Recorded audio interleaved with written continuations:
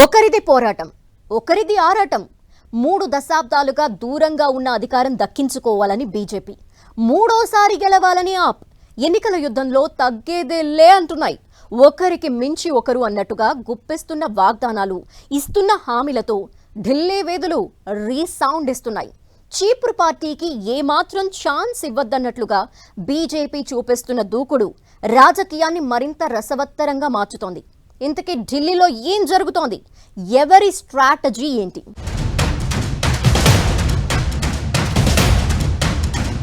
చివరి అంకానికి చేరుకున్న ఢిల్లీ ఎన్నికలు. చీపురు పార్టీకి చుక్కలు చూపిస్తున్న బీజేపీ.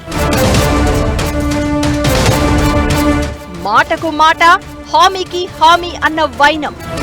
వాగ్దానాల హోరుతో రీసౌండ్ ఇస్తున్న ఢిల్లీ.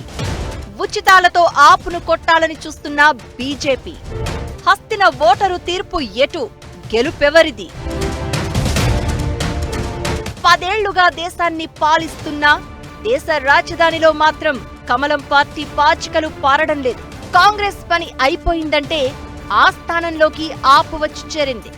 దీంతో గత 3 దశాబ్దాలుగా ప్రతిపక్షానికే పరిమితమైన కమలం పార్టీ ఈసారి ఎలాగైనా గెలిచి తీరాలన్న కసి మీద కనిపిస్తోంది. బీజేపీ ఓ రాష్ట్రంపై కన్నేసిందంటే గెలిచి తీరాల్సిందే. అలాంటిది హస్తిన మాత్రం ప్రతిసారి కాషాయం పార్టీకి కషాయం మింగిన అనుభవాన్నే మిగిలిస్తోంది. 26 ఏళ్లుగా హస్తినలో అధికారం అనేది బీజేపీకి కలగానే మారింది. ఢిల్లీ ఎన్నికలు ఆఖరి ఘట్టానికి చేరుకున్నాయి. లోక్సభ ఎన్నికల్లో దశాబ్ద కాలంగా కాంగ్రెస్ ఆప్లను జీరోకే పరిమితం చేస్తున్న బీజేపీ అసెంబ్లీ ఫైట్ లో మాత్రం పట్టు సాధించలేకపోతోంది.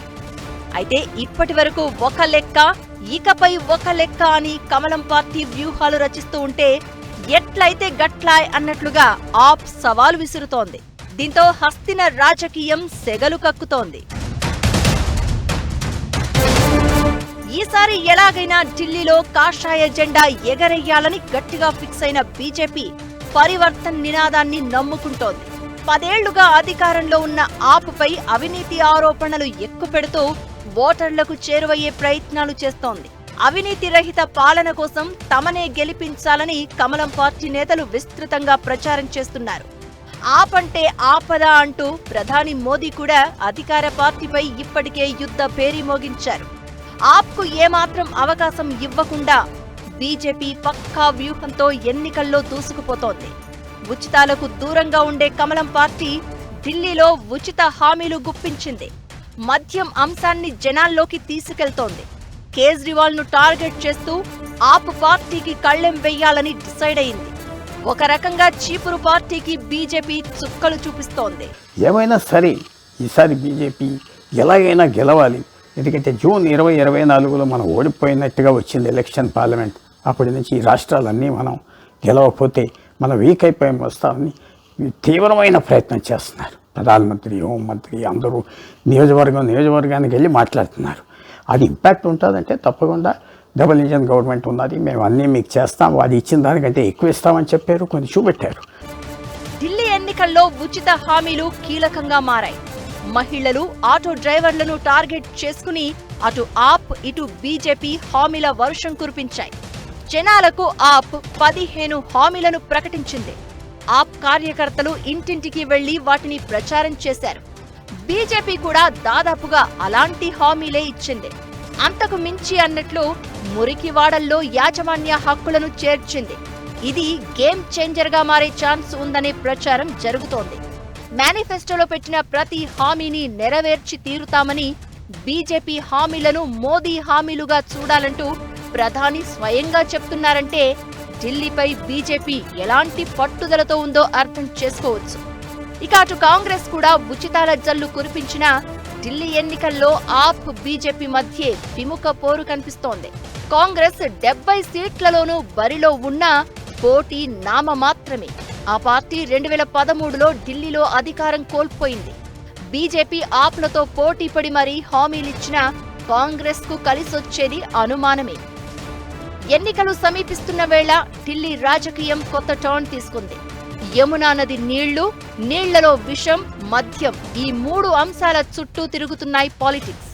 హర్యానాలోని యమునా నదిలో విషం కలుపుతున్నారని కేజ్రీవాల్ ఆరోపించగా రాజకీయ దుమారం రేగింది.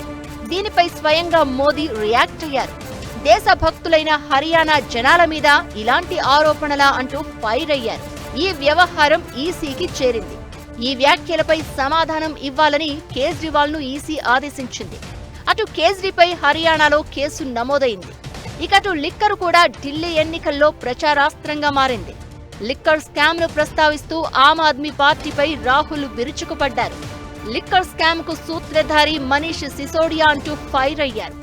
కాంగ్రెస్ ఆరోపణల సంగతి ఎలా ఉన్నా ఆప్ బీజేపీ మధ్య పేలుతున్న మాటలు బుల్లెట్ ను మించి స్పీడ్తో దూసుకుపోతున్నాయి. రాజకీయాన్ని మరింత రసవత్తరంగా మార్చుతున్నాయి. వ్యూహ ప్రతి వ్యూహాలతో ఢిల్లీ ఎన్నికలు మంటలు పుట్టేస్తున్నాయి. విజయం ఒక్కటే ఆప్షన్ అన్నట్టుగా రెండు పార్టీలు తమ స్ట్రాటజీలకు పదును పెడుతున్నాయి. మరి ఢిల్లీ పబ్లిక్ మాటేంటి? అసలు బీజేపీ ఆప్ బలాలేంటి, బలహీనతలేంటి? ఏ పార్టీకి ఏ విషయం కలిసి రాబోతోంది? ఎన్నికల ముందు భారీ మలుపులు చూడబోతున్నామా? ఢిల్లీ పాలిటిక్స్ ఏం చెప్తున్నాయి? Watch this.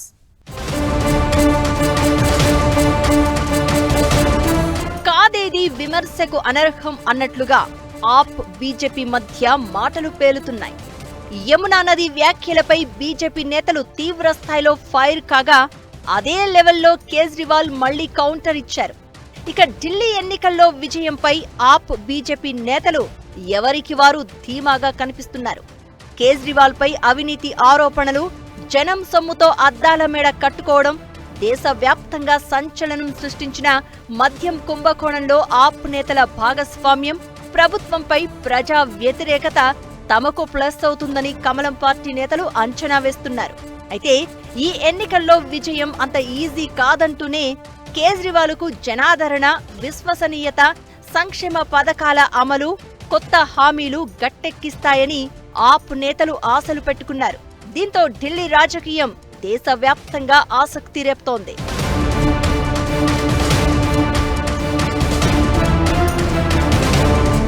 ఢిల్లీ ఓటరు తీర్పును అంత ఈజీగా అంచనా వేయడం కష్టం.